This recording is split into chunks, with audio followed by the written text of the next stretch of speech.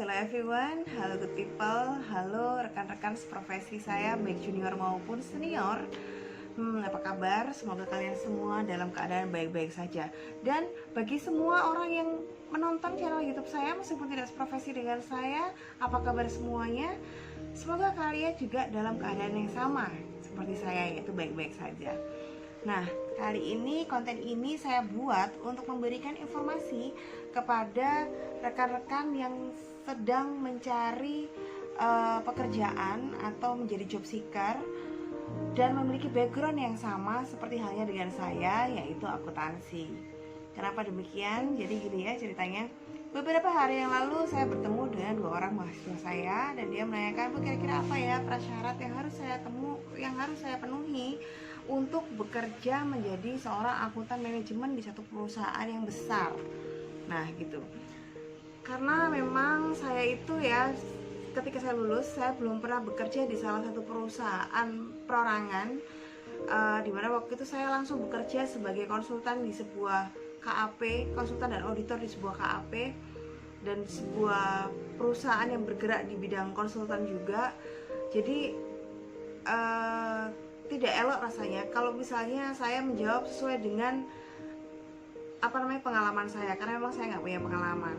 Nah, tapi sesuai dengan pengalaman saya sebagai auditor, saya bertemu dengan banyak orang, terus begitu saya bertemu dengan accounting dari berbagai perusahaan.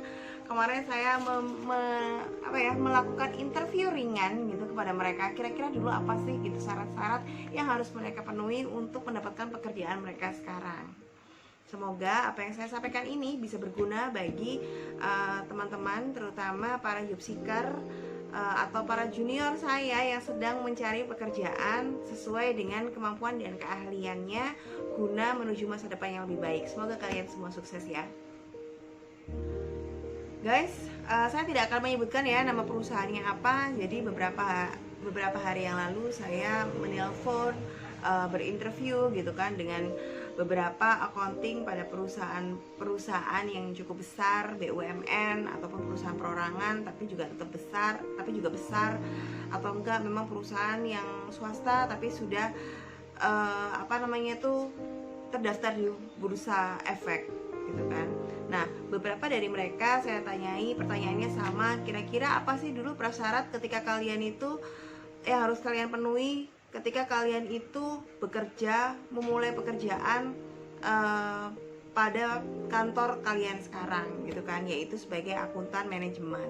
Nah, dari beberapa pertanyaan, dari beberapa jawaban mereka itu saya rangkum. Ternyata secara umum itu ya, untuk menjadi seorang akuntan manajemen itu ada 7 syarat umum yang harus dipenuhi. Akuntan manajemen ya gitu. Ada 7 syarat umum yang harus dipenuhi. Ya, apa aja syarat itu? Oke, check it out.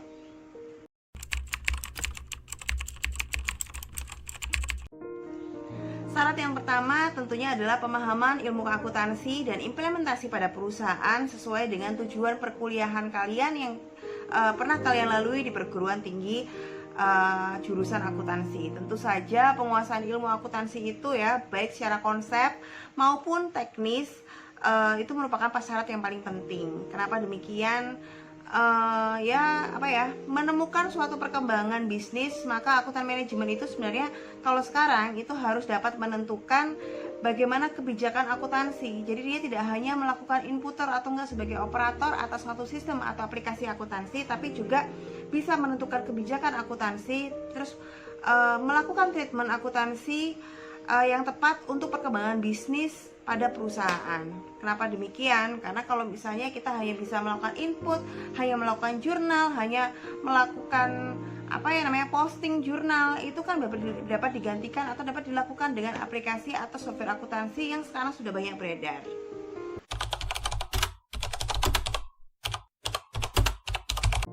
Nah, yang kedua, seorang akuntan manajemen itu diharapkan dapat menguasai keahlian dalam lingkup area pekerjaan akuntansi sebagaimana dikemukakan yang tadi, yang di awal tadi saya kemukakan, bahwa area pekerjaan akuntan manajemen itu tidak sesempit hanya untuk fungsi akuntansi atau internal audit saja. Kenapa? Karena kalian jangan lupa bahwa yang namanya akuntansi itu adalah pelaporan. Apa yang dilaporkan? Seluruh proses bisnis tentunya yang ada pada perusahaan. Nah, kita sedikit flashback ya, bahwa proses bisnis pada perusahaan itu ada dibagi menjadi beberapa siklus. Ada siklus pembelian, siklus penjualan, ada siklus persediaan, siklus produksi jika manufaktur, ada keuangan ya kan, dan lain-lain. Masih banyak siklus. Semakin perusahaan itu memiliki lini bisnis yang banyak, maka semakin banyak juga siklus yang ada pada perusahaan itu. Dan tentunya itu harus kita harus memiliki wawasan yang luas juga atas siklus-siklus pada proses-proses bisnis yang dijalankan oleh perusahaan.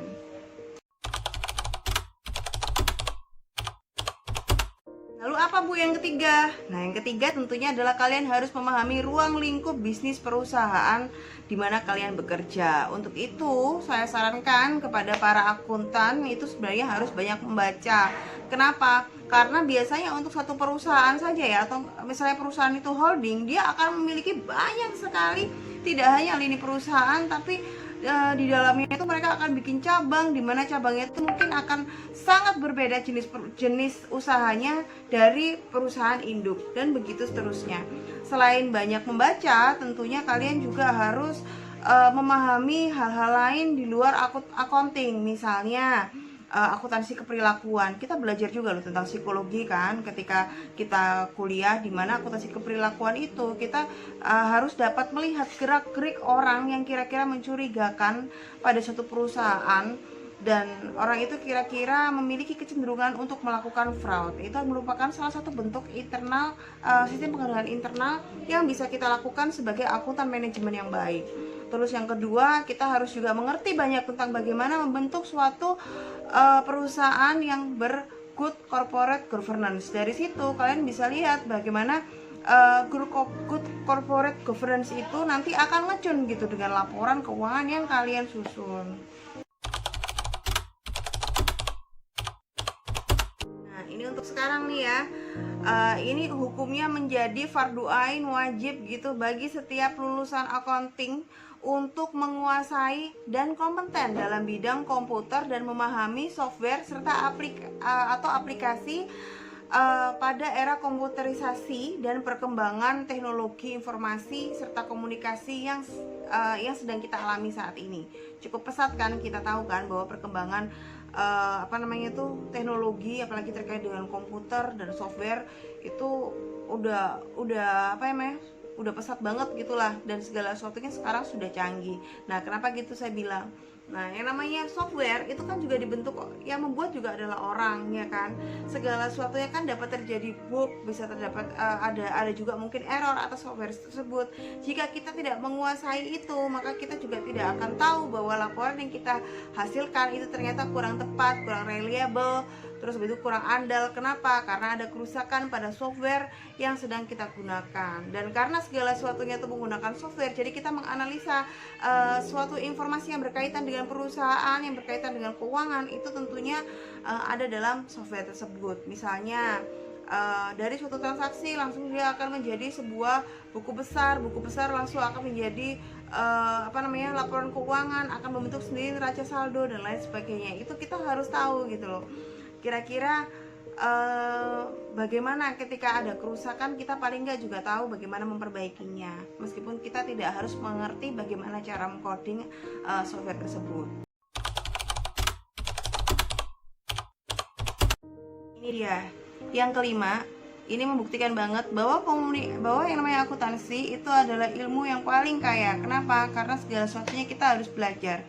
Salah satunya adalah kita harus memiliki ilmu komunikasi yang baik dan juga kemampuan berhubungan dengan pihak lain, baik bagi akuntan manajemen dalam mengelola kejadian yang dilakukan oleh pihak luar ataupun pihak internal dari perusahaan. Nah, kenapa begitu?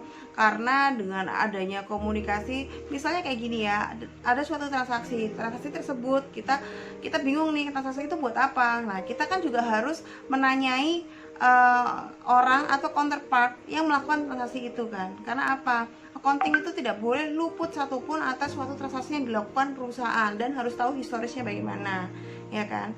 Sehingga untuk mencari tahu atas suatu transaksi dan yang berhubungan dengan pihak lain itu pun kita juga harus menggunakan komunikasi. Nah, ketika kita menjelaskan tentang perihal laporan keuangan yang sudah disusun, yang sudah dibuat oleh kita kepada pihak, baik itu pihak internal maupun eksternal. Nah, dimana pihak eksternal atau internal itu biasanya tidak serumpun ilmu gitu loh dengan kita kan, bukan dari jurusan akuntansi. Kita harus dapat menyampaikannya dengan dengan cara yang mereka bisa mengerti juga gitu loh.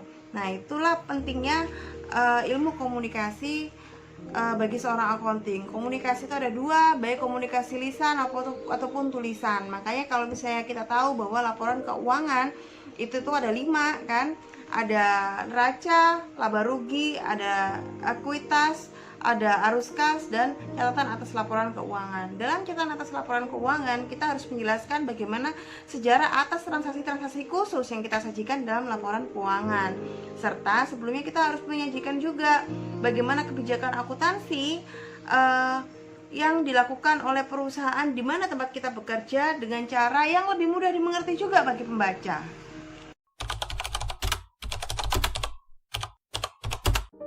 Dan yang keenam, nah ini akunting itu ya, akuntan itu harus jadi bunglon juga, harus gampang dan dapat beradaptasi terhadap cepatnya perubahan, baik itu perubahan teknologi, perubahan aturan dan lain sebagainya. Karena kita tahu sendiri ya bahwa sebenarnya kalau kita punya kitab tuh, kitab kita namanya PSAK. Nah, di kitab kita itu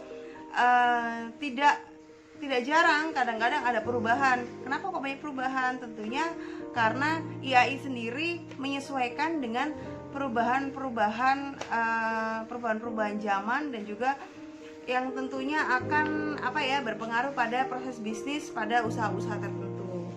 Nah, hal yang seperti itu ketika ada, begitu juga dengan pajak ya, pajak juga gitu kan, sering berubah, dan itu semua kita dituntut untuk selalu mengerti dan memahami.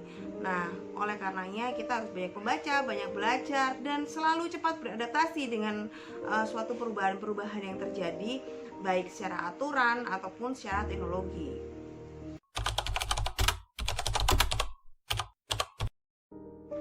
Seorang accounting itu juga harus memahami, terus mengerti, paling enggak tidak harus mengerti sampai detail banget, tapi minimal sesuai dengan kebutuhan kita sebagai seorang akuntan terkait dengan hukum.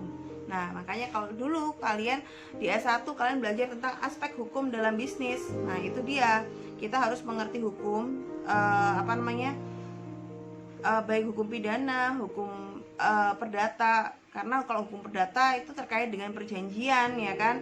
Salah satu contohnya apa? Biasanya kan kalau accounting, kalau misalnya ada pembayaran dan pembayarannya itu tidak disertai materai, padahal materainya berubah dari yang kemarin 6.000 sekarang jadi 10.000, ya kan. Itu kita harus mempertanyakan. Itu kan termasuk hukum tuh. Kita harus mempertanyakan, kita harus kembalikan lagi itu ke keuangan. Berarti keuangan ada kecolongan. Itu salah satu contoh kecilnya. Terus yang kedua, misalnya ada di situ ada SPK gitu kan. SPK terus habis itu sudah dilakukan pembayaran sesuai dengan SPK, dan ternyata kita tahu bahwa dalam SPK itu seorang rekanan itu melakukan hubungan prestasi, dan sebenarnya dalam melakukan hubungan prestasi itu sebenarnya ada denda, ternyata denda itu belum dikenakan. Nah, maka kita juga wajib mempertanyakan itu gitu.